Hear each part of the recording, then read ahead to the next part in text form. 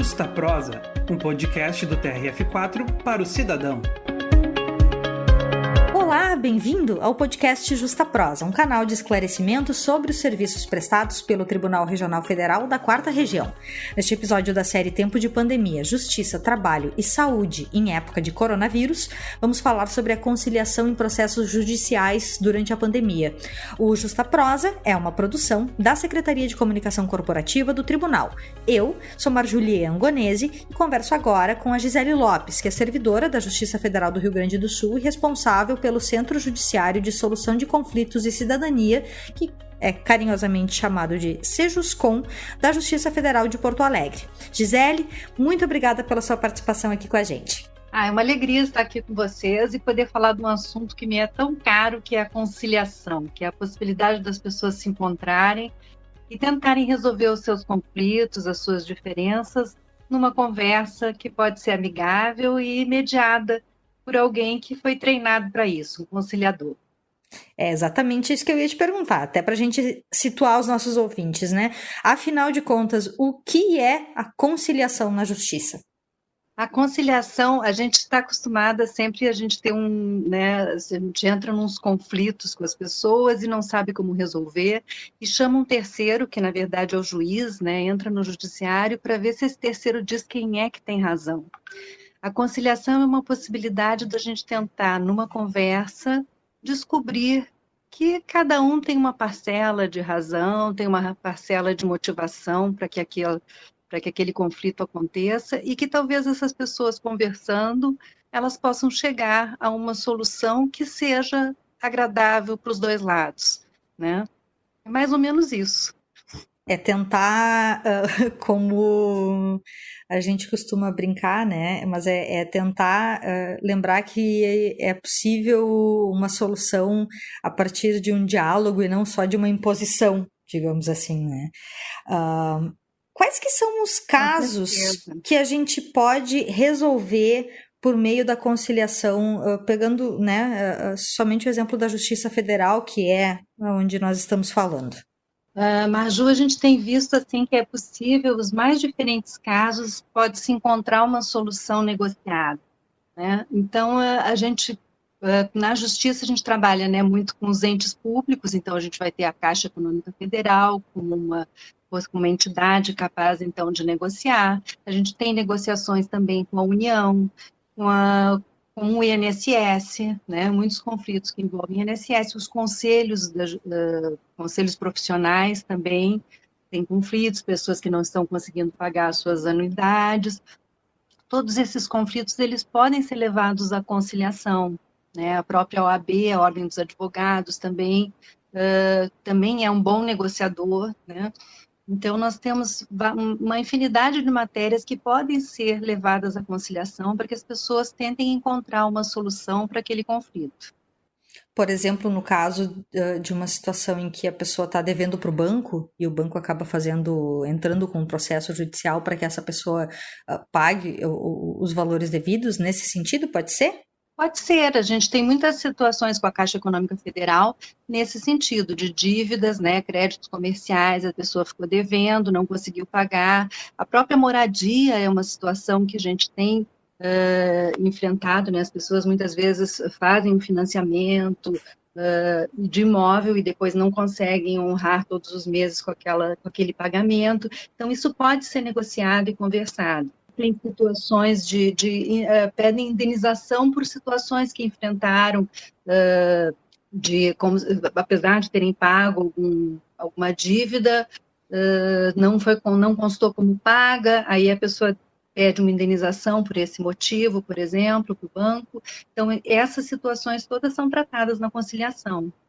No caso de pessoas que estão tentando conseguir aposentadoria, não conseguem, que o INSS demora para fazer. Normalmente também situações de processos mais longos em que se tem recurso atrás de recurso e a coisa não se resolve da maneira mais simples, alguma coisa nesse sentido também, né? Também, muitas vezes a gente tem, assim, situações, por exemplo, tivemos casos, né, de processos que demoraram anos para desapropriações de terras, por exemplo, do DENIT para a construção de estradas, às vezes são processos que rapidamente podem ter uma solução, pagamento de uma indenização, as pessoas acordarem acerca do valor dessa indenização e rapidamente se tem uma solução. Certo. Quais são os casos que não tem como ter qualquer possibilidade de conciliação, além de questões criminais, né, por toda uma questão de que aí é a aplicação da lei propriamente dita, né? O que não tem como se conciliar nesse momento? Nesse momento, as questões que envolvem a Fazenda Nacional, elas são um pouco mais complexas e de difícil conciliação. Não temos tido conciliações em matéria, por exemplo, de dívidas de imposto de renda, né? Esse tipo de situação assim tributária, nós não temos tido casos de conciliação. Pensando no caso, de novo, em relação a uma dívida, por exemplo, né? Ou melhor, numa situação em que a pessoa pagou essa dívida, mas que o banco não deu baixa. Ela pode solicitar que seja iniciado o processo de conciliação ou isso só pode ser designado pelo juiz do processo especificamente? Existe uma alternativa até pré-processual. A gente tem uma ferramenta que é a reclamação pré-processual, em que a pessoa pode ajuizar sem advogado, né? Ela não é exatamente um processo, e que ela pode tentar uma negociação com o ente público, com a Caixa, né? Por exemplo, se forem outros bancos, aí não é matéria federal, né? Somente a Caixa Econômica Federal que vai para a Justiça Federal. Ela pode tentar, então, uma negociação pré-processual, que seria o quê? Uma audiência de conciliação, uma sessão de conciliação em que ela expõe a sua situação e a Caixa vai analisar e ver se é possível propor uma conciliação. E aí, nesse caso, com o intermédio de conciliadores, não necessariamente de juízes. Sim, conciliadores. Os conciliadores, nós somos assim formados, nós temos uma formação específica na conciliação para poder atuar. Tem muitos voluntários que atuam na Justiça Federal, e assim como servidores e magistrados também com formação em conciliação. O que consiste exatamente essa formação? Quais são os conhecimentos diferenciados que são necessários para que se possa atuar em processos mesmo de conciliação? Tem uma formação específica, né? O CNJ formalizou o tipo de formação necessária. Então, o CJF, Conselho da Justiça Federal, e a própria TRF propõem cursos, que são cursos de 40 horas, em torno de 40 horas, de parte teórica, que se trabalha os princípios, a forma como se dá a conciliação, os requisitos para se atuar como conciliador, e depois é necessário fazer uma parte prática, que são 60, no mínimo assim, 60 horas de atuação junto aos Sejuscons, para que se tenha, então, essa formação para atuar como conciliador. E precisa ter alguma formação de graduação específica ou ele é multidisciplinar? É multidisciplinar, a pessoa pode ter qualquer formação. Nós temos conciliadores que são de outras áreas também, psicologia, economia, muita gente do direito, é claro, né, que tem interesse, mas também outras áreas. Bem interessante isso, né? Porque é uma forma diferente também de se atuar no judiciário, de auxiliar também as outras pessoas a resolverem os problemas e tentar transformar esse mundo num mundo um pouco mais pacificado, né? Na pacificação das relações, digamos assim. Agora, durante a pandemia, quando foi instituído, inclusive, o regime de teletrabalho na Justiça Federal da Quarta Região, houve aumento de solução de processos pelo Fórum de Conciliação Virtual? Nós incentivamos muito a utilização, né, já que é uma situação assíncrona, né, as pessoas não precisam estar no mesmo momento ligados num determinado computador, né, as pessoas podem mandar uma mensagem dentro do Fórum de Conciliação, que é dentro do processo eletrônico da Justiça Federal, manda uma mensagem, o outro responde, então é uma forma que as pessoas não precisam sair e nem se deslocar para poder fazer essa negociação. Por isso, se incentivou bastante a utilização deste fórum nesse momento. Mas tivemos, assim, todas as demandas, e foi a nossa grande atuação durante esse período de pandemia, tem sido os pedidos de auxílio emergencial, que a demanda realmente foi gigantesca, assim, nós concentramos em Porto Alegre os processos de grande parte do Rio Grande do Sul, para que pudéssemos ter, então, uma atuação conjunta com a União, que foi combinada interinstitucionalmente, para tratamento dessas demandas de auxílio emergencial. É exatamente isso que eu ia perguntar, né? Quais que tinham sido os temas em que mais se atuou na conciliação nessa pandemia? Além da questão do auxílio emergencial, alguns outros auxílios também, ou benefícios das mais diversas formas em que as pessoas estavam precisando nesse momento, né? Sim, sim. O foco principal, realmente, pelo volume de demandas, foi o auxílio emergencial. Nós tivemos 1.390 acordos firmados nesse período, desde 29 de junho, quando se fez, então, essa portaria para concentração dos processos, e a gente estipulou prazos para a União responder, junto com a União se combinou determinados prazos, para que se desse, então, a agilidade necessária para que as pessoas pudessem receber o mais rápido possível aqueles que tinham direito a receber esses auxílios. O que é mais difícil no trabalho da conciliação? Claro que tudo aquilo que a gente pensa, né, quando a gente pensa em um conflito, é claro que é muito difícil de se sanar esse conflito, porque ele envolve, muitas vezes, uma das partes, problemas causados por esse conflito, mágoas, todas essas coisas, né? Mas para o conciliador, o que é o mais complicado, assim, de se lidar? Quais são as maiores dificuldades de se lidar com esse tema?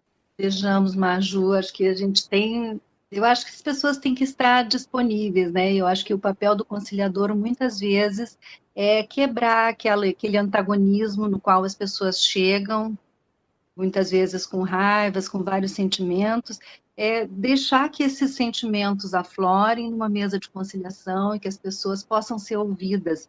O que a gente percebe pela experiência é que do momento que a pessoa consegue colocar para fora o seu sentimento, a sua indignação com uma determinada situação, a partir dali, e se ela efetivamente é ouvida, né, se há escuta dessa dor, dessa reclamação, a partir dali a pessoa passa para um patamar de negociação, ela pode alcançar um patamar em que ela se abre para ouvir também o outro, ela se sente ouvida, acolhida e pode então começar a ouvir o outro e abrir possibilidades, né? Eu acho que o desafio do conciliador muitas vezes também é fazer as pessoas verem que existem outras possibilidades, né? Descobrir quais são essas possibilidades, construir juntos então uma proposta de solução para esse conflito. Que é justamente a questão da mediação, né, dos conflitos, quando se trata não somente de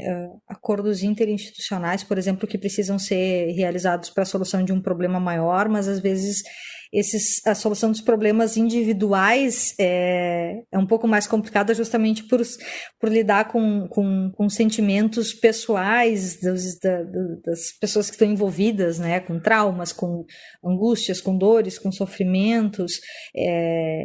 Isso tudo faz parte, inclusive, da negociação em si, né? Quando as pessoas estão dispostas a fazer esse jogo de concessões e de cessões. Cada um precisa ceder um pouquinho. Eu acho que é isso, né? Com certeza. Eu agora estava me lembrando de uma situação que eu participei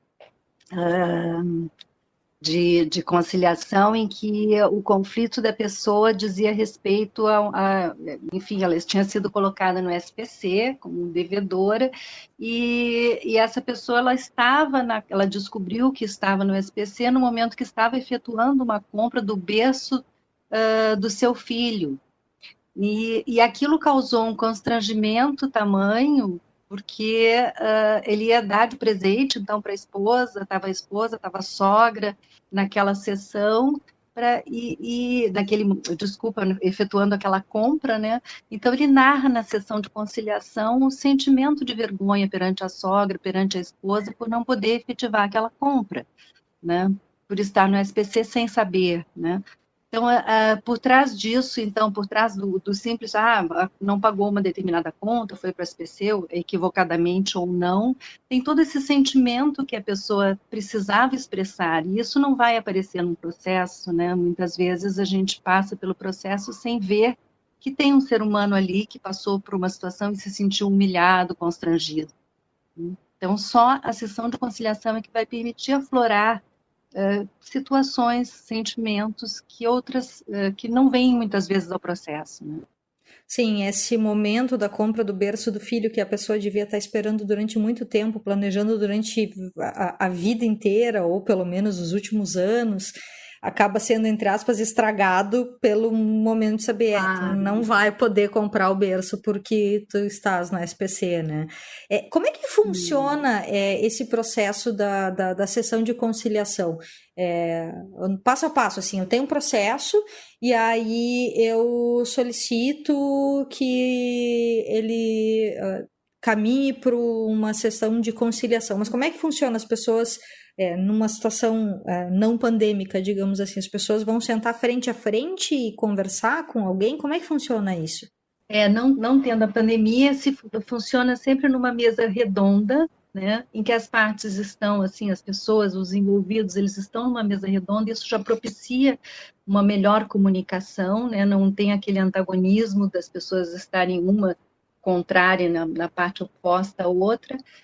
O processo, se existe um processo tramitando, tanto a entidade pode propor uma conciliação, quanto a parte pode pedir ao juiz que o processo seja encaminhado para conciliação, né, à medida em que já existe um determinado processo.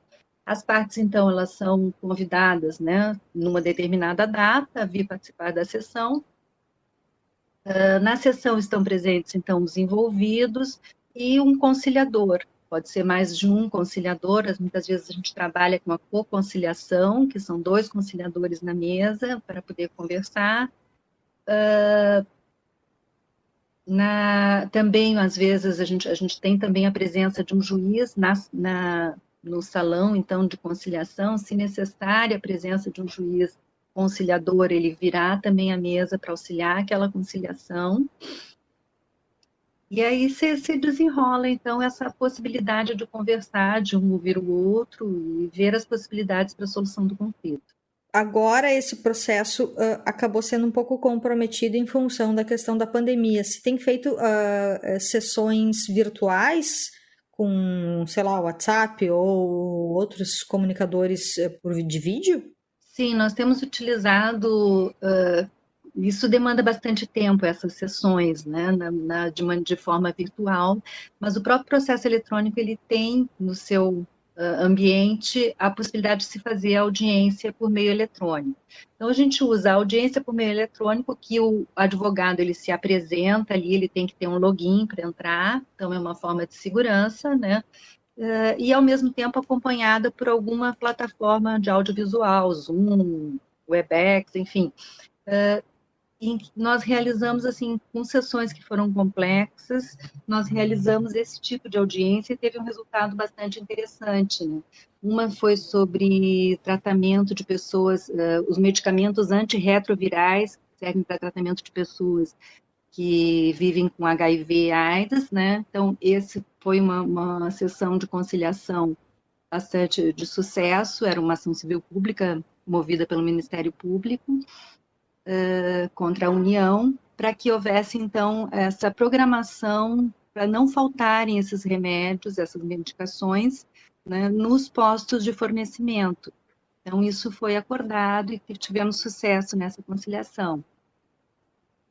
Outra também agora sobre o pagamento de fundo de garantia por tempo de serviço de anos atrás, de pessoas que não receberam. O Sindicato, então, dos Servidores Federais do Rio Grande do Sul, o Sindicerv, obteve, então, um julgamento procedente com a Caixa Econômica Federal para aplicar juros progressivos, enfim, nesse FGTS. E agora, o cumprimento dessa sentença é que foi feito um acordo, então, Caixa Econômica e o sindicato, eles negociaram a forma como eles vão conseguir obter os documentos necessários e quem são os beneficiados, de fato, com esse julgamento, para que de forma mais rápida se possa começar a efetivar o pagamento desses fundos de garantia. E nas situações em que o acordo esse é descumprido, como é que funciona? O que acontece? O acordo, quando ele é homologado, ou seja, o juiz assina esse acordo, diz ok, né, o acordo está sacramentado, digamos assim, esse acordo ele passa a ter um valor jurídico. Então, ele pode ser, se houver descumprimento, ele pode ser executado aquele acordo, né? É como um contrato, por exemplo. Se uma das cláusulas for rompida, vai ter algum tipo de sanção. Isso. Entendi. O acordo ele não prevê, porque a princípio a ideia da conciliação é que as pessoas estão ali dispostas a fazer um acordo que elas pretendem efetivamente, a gente tem que buscar isso, né? Um acordo que as pessoas possam cumprir, né? Não adianta exigir algo que elas esteja fora do alcance delas. Então, algo que elas possam cumprir e que elas estejam efetivamente dispostas a cumprir. Então, desta forma, é importante, assim, não fixamos nenhuma sanção, se não cumprir vai acontecer isso, isso e aquilo. Não tem esse tipo de previsão, mas o processo, se não for cumprido, ele volta a acontecer, ele segue o processo, né? Se retoma, então, aquele processo para execução, enfim, para tomada das medidas necessárias. Bom, para a gente encerrar, eu queria manifestar que todo ano, né, no finalzinho do ano, tem a Semana Nacional da Conciliação. Aqui no Rio Grande do Sul, né, na Justiça Federal de Porto Alegre especificamente, deve haver também programação nesse sentido, uma espécie de mutirão ou uma intensivação de alguns processos? Como é que vai funcionar? Nós estamos, assim, é claro que a pandemia modifica um pouco o nosso panorama, que todos os anos a gente faz um intensivo de mutirões presenciais, com uma grande quantidade de conciliações ocorrendo numa única semana, concentrando naquela semana. Esse ano nós vamos trabalhar também, mas a princípio de forma virtual, principalmente agora com uma nova demanda que está entrando em grande volume, que são as ações de poupança, dos poupadores lá do Plano Collor 1, Collor 2, Plano Verão e Plano Bresser, né? Que há 30 anos, são ações que vêm há 30 anos acontecendo e que agora vão se fazer acordos em relação a esses planos, já começaram ano passado, a gente está retomando em grande quantidade através do Fórum de Conciliação Virtual. Essa semana a gente teve 900 processos encaminhados para conciliação, para a Caixa, para que seja oferecida a proposta de conciliação através do Fórum. Então, nós vamos continuar trabalhando principalmente de forma à distância, né? Dessa forma, assim, utilizando os meios possíveis à distância, evitando, então, contágio, qualquer possibilidade de exposição aí ao coronavírus. Tá certo. Gisele Lopes, que é do Sejuscom de Porto Alegre, muito obrigada pela sua participação. Foi um prazer tê-la aqui conosco hoje. Muito obrigada, eu que agradeço a oportunidade. Um grande abraço. Um abraço, esse foi mais um episódio da série Tempo de Pandemia do podcast Justa Prosa. Mande as suas perguntas para os nossos entrevistados ou também as suas sugestões de pauta pelo e-mail secom@trf4.jus.br ou por mensagem direta nas nossas redes sociais. Muito obrigada a você pela audiência e até o nosso próximo episódio.